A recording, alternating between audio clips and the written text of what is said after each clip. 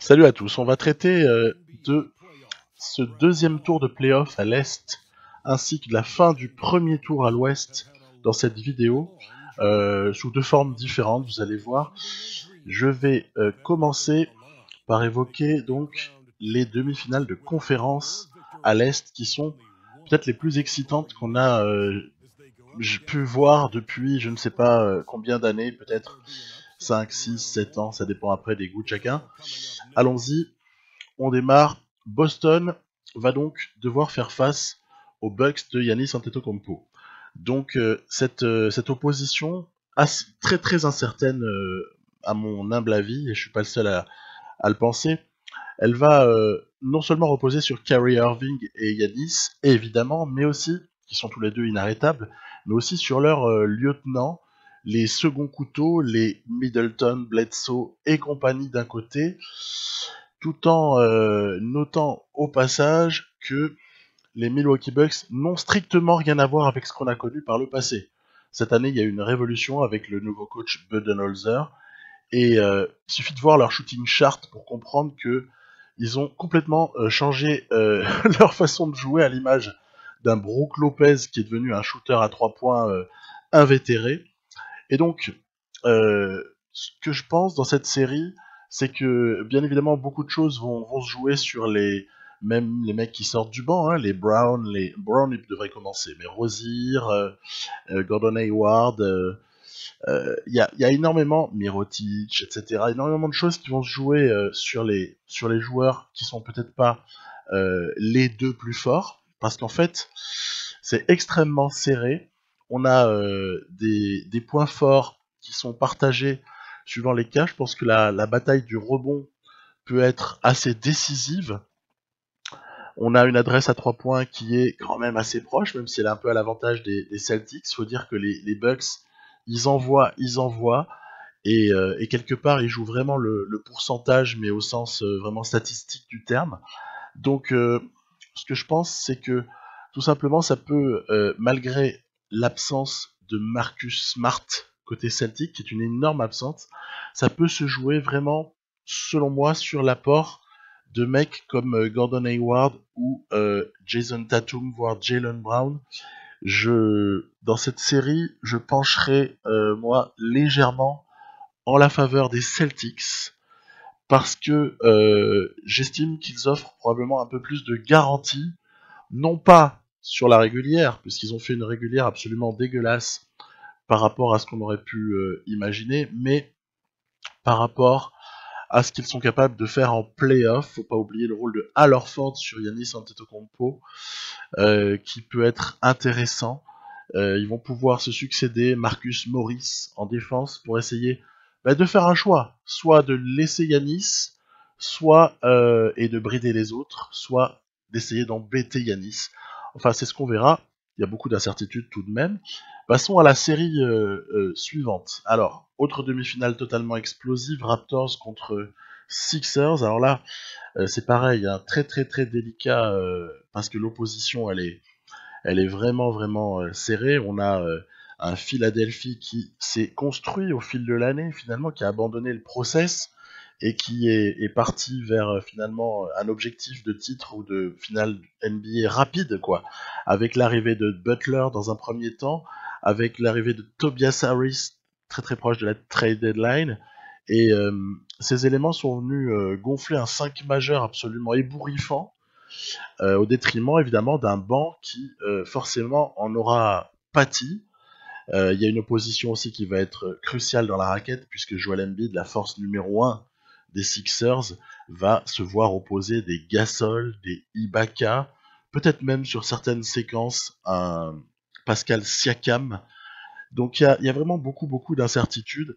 Euh, et pour ma part, après réflexion, c'est pas évident du tout, je donnerais un avantage plutôt du côté des Raptors. Pour moi, les Raptors vont gagner cette série. Ils vont gagner cette série notamment parce que le coach de Philadelphie, Brett Brown, n'est pas réellement... en tout cas, il a montré des limites et il y a plus beaucoup beaucoup de doutes à son sujet par rapport aux ajustements qu'il y aura dans cette série. On sait que les playoffs, c'est vraiment une histoire d'ajustement.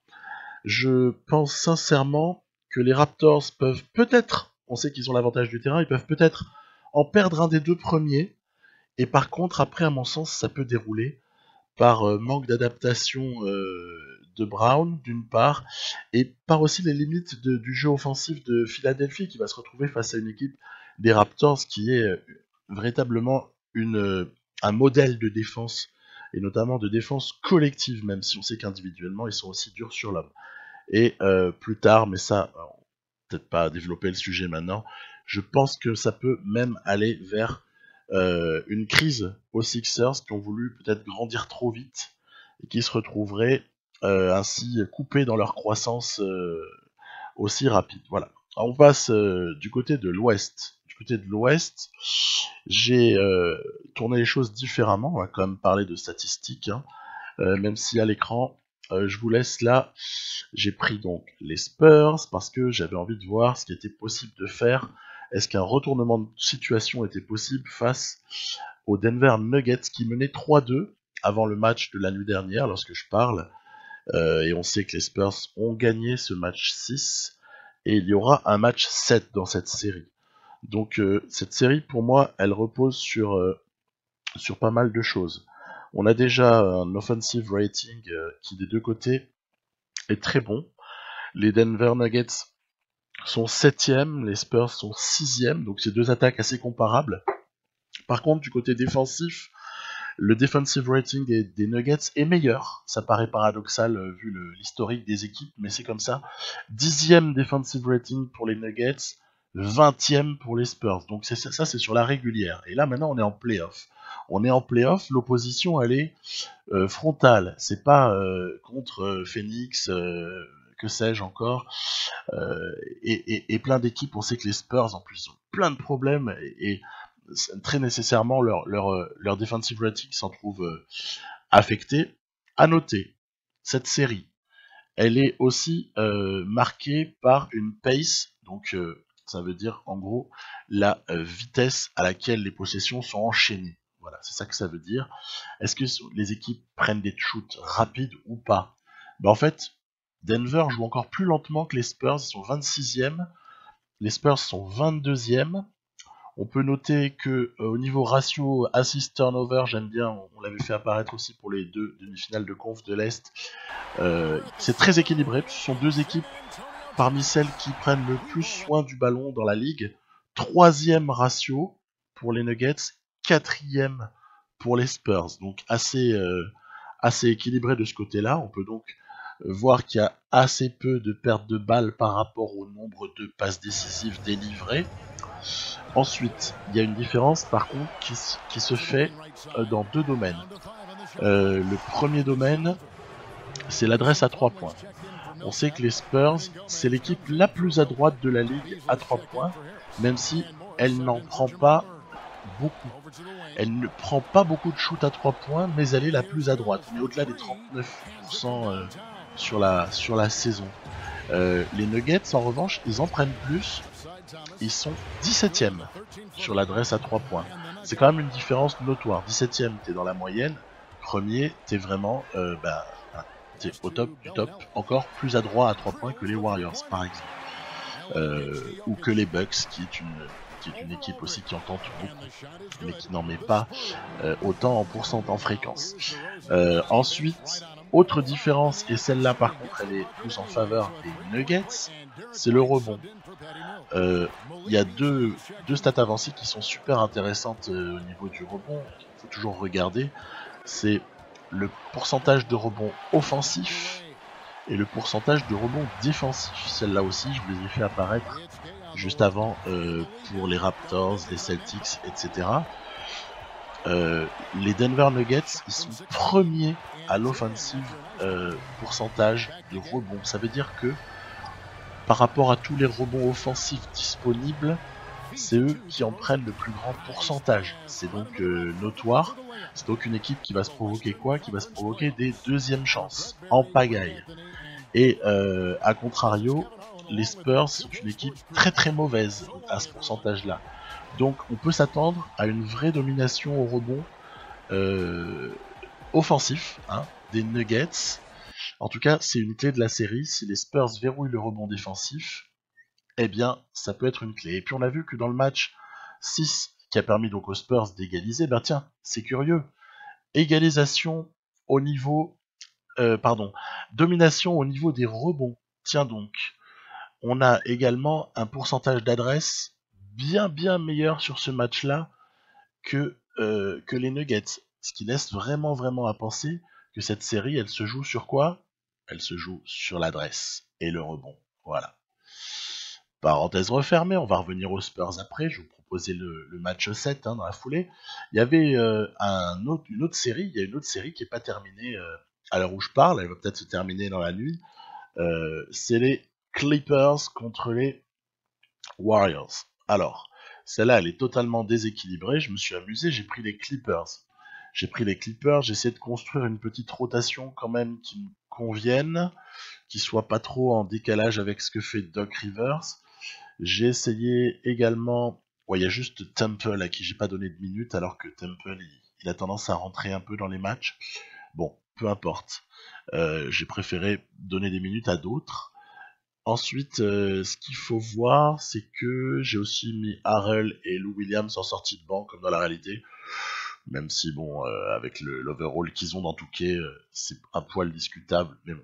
Voilà, on fait un 5 mineur un peu faible en fait, si on regarde les overalls. Quoi qu'il en soit, après avoir ajusté aussi un petit peu les tactiques, parce que il ne s'agit pas d'avoir aucune solution en attaque, déjà que les Warriors sont super puissants, il faut pouvoir arriver à proposer quelque chose. Début de match assez à notre avantage, mais en fait on a raté dans le premier quart-temps quelques opportunités intéressantes, et puis comme évidemment ce qu'on connaît toujours, les Warriors, quand vous manquez des opportunités de les distancer, ben ça pardonne pas. Ça pardonne pas parce que ils vont vous reprendre alors que vous dominez, et puis dès lors que leur adresse elle va revenir, ou que vous allez continuer à piocher un peu en défense, un Bogut qui se prend pour Montrezl Harrell, dès que vous commencez à piocher, ben ça pardonne pas là non plus. C'est ficelle sur ficelle, et commence à y avoir un gap qui est compliqué à combler, surtout qu'on a un Steph Curry là sur ce match qui est juste il est digne de lui-même en fait, c'est tout, il s'arrête à 9 mètres, mais pourquoi Beverly t'es pas monté mon grand? Vous avez compris, il n'y aura pas de suspense sur ce match là. Donc blowout et qualification des Warriors. Je suis pas loin de penser que les Warriors peuvent infliger aussi un blowout sur ce match 6 aux Clippers, parce que malgré toute l'énergie qu'ils peuvent avoir et toute l'envie de bien faire et tout ce que vous pouvez imaginer, c'est une équipe fort sympathique, les Clippers. Il y a un moment donné où à mon avis les Warriors vont dire stop, voilà, ça suffit maintenant. Nous on a rendez-vous avec les Rockets en demi-finale de conf, et on n'a plus de temps à perdre, et peut-être ils vont arrêter de prendre un petit peu les choses de haut par moment. Donc qualification des Warriors sans vraiment discussion. Ils affronteront les Rockets au match suivant. Et puis évidemment le truc intéressant là, c'est d'arriver à jouer le match contre les Nuggets, là le match 7. Alors là c'est quand même intéressant parce que ils ont manqué d'adresse sur le match d'avant, un peu à l'image du Game 6 d'ailleurs dans la réalité, mais ils nous feront pas une contre-performance à mon avis 2 fois d'affilée comme ça, et on voit d'ailleurs que le début de match il est pas super évident. En plus on va trouver de l'adresse avec Bellinelli, mais globalement on a quand même ce déficit d'adresse, et eux ils en ont plutôt plus. Regardez la passe mythique de Jokic.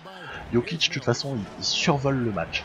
Il survole le match à tel point que je dois juste essayer de rester un poil au contact, mais c'est super délicat parce que ils sont vraiment bons. Là il y avait DeRozan qui était pris dans un écran. Bref, moins 10, ça va même monter à moins 13 à 3 minutes de la fin. Donc je vais sortir les bons vieux pick and roll, et puis on va donner la balle à DeRozan. Voilà. En espérant que Jokic puisse enfin s'arrêter un petit peu de nous martyriser. Donc ça va être le cas. En espérant aussi des fois, voilà, comme ceci, trouver de l'adresse. Forbes a été bon, Forbes est précieux. ça n'a rien à voir avec le Forbes de si on avait, c'était quand on démarrait une partie dans Touquet en septembre ou en octobre dernier où il était à 71, il était pourrave, mais maintenant enfin il est digne des minutes que lui donne Popovic dans la réalité. Là il y a Jokic qui nous fait super mal, mais on arrive quand même à le contester. On n'est pas si loin, hein, 3 points. Hein. On a réussi à revenir en collant un 10-0 et maintenant même un 12. Allez, un 12-0 avant un 12-2, voilà. DeRozan qui vient. Il faut défendre. Ah là là là là là. Terrible. Terrible fadeaway de Jokic. Et là maintenant, bah écoutez, il va falloir trouver quelqu'un qui est capable de nous rentrer un 3 points. Écran de Aldridge. Bam, Rudy Gay. Rudy Gay, en fait, je lui fais terminer le match, mais je lui fais pas commencer. Je fais commencer Bolton et je fais terminer Gay. Sinon les 4 autres, ça bouge pas. Donc assez inspiré de ce qui se passe. Va arrêter. Balle de match pour DeRozan. Ah là là, c'est raté. Balle de match raté pour DeRozan. Il va falloir aller en prolongation. On est dans un match 7 prolongation. Et bah écoutez, moi si ça arrive lors du match 7 qui aura très vite, bah, moi je dis pas non parce que prolongation sur un match 7, c'est toujours des moments qui sont mémorables et c'est un peu pour ça qu'on aime la NBA et qu'on aime les playoffs. Donc c'est cool, ça tombe tout pas mal. Shoot ouvert pour Forbes. Ah là là, il nous aurait fait passer devant celui-là, mais c'est pas le cas. Derrière en plus, ça combine comme il faut sous le cercle. Slay donne 3 points d'avance aux Nuggets. Allez, on enchaîne. On attend pas de temps mort. Là pour le coup, je suis sur une pace qui est un poil plus élevé. J'attends l'écran. Pénétration de DeRozan et bam, qui vient coller un Tomar. Il a échappé à Millsap. Il est un peu plus athlétique, un peu plus vif DeRozan. Sur l'écran, on a réussi à provoquer la mismatch que je voulais en fait. Hein, DeRozan face à quelqu'un de moins rapide. Derrière, Jokic continue son festival. Il aura fait un match somptueux, Niko Jokic. Puis voilà, un peu moins de montage là pour cette toute fin de prolongation. On va laisser le jeu un petit peu se dérouler. Vous savez que d'habitude je fais pas mal de montage, mais là je vais laisser les choses un petit peu dans la continuité parce que les petites séquences défensives elles sont intéressantes aussi. Puis si vous coupez trop les actions, quelque part ça permet pas de tout voir. Donc allez, très bonne contestation, on sécurise le rebond. De toute façon c'est essentiel. Hein.